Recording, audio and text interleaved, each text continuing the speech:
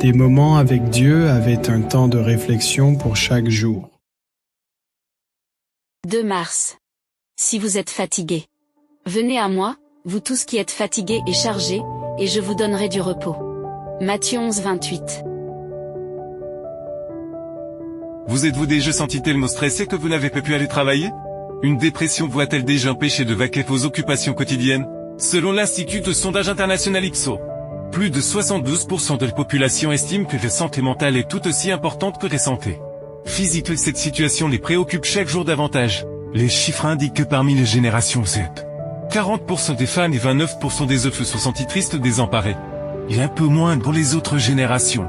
En outre, on sait que plus de 3 personnes sur 5 ont été stressées au cours de leur vie, au point d'avoir un impact important sur leur vie quotidienne. Les adolescents et les jeunes d'aujourd'hui sont beaucoup plus facilement stressés, au point de ne plus vouloir rester chez eux. Beaucoup de maris qui partent travailler préfèrent rester au travail plutôt que de rentrer chez eux. Pourquoi? Parce que leur santé mentale est détériorée et que par contre il y a déjà leur âme et leur esprit sont fatigués par les charges, les culpabilités, les afflictions, les soucis et les vides qui nous se comblent et tant d'autres tracas.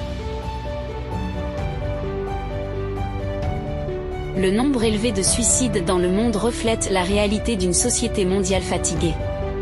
Ni les puissances, ni les pays pauvres ne sont épargnés par la fatigue de l'âme. Il n'y a pas de paix, et la crainte de ce qui pourrait arriver demain fait défaillir le cœur. Et à un monde qui souffre, le Seigneur dit, « Venez à moi, vous tous qui êtes fatigués et chargés. »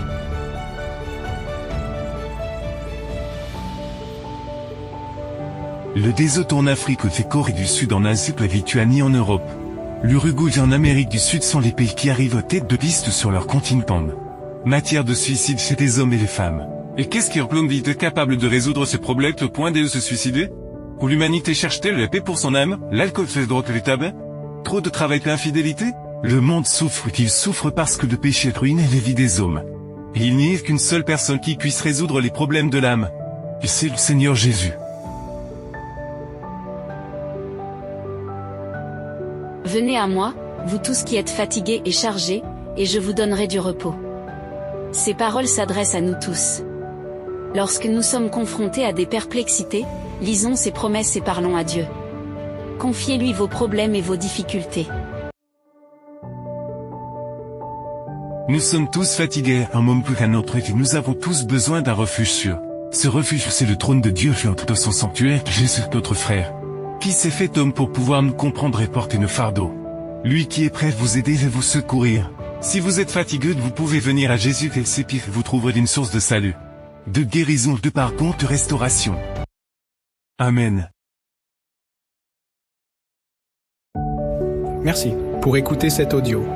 Nous vous invitons à partager avec votre. Contactez et visitez le site web biblewell.com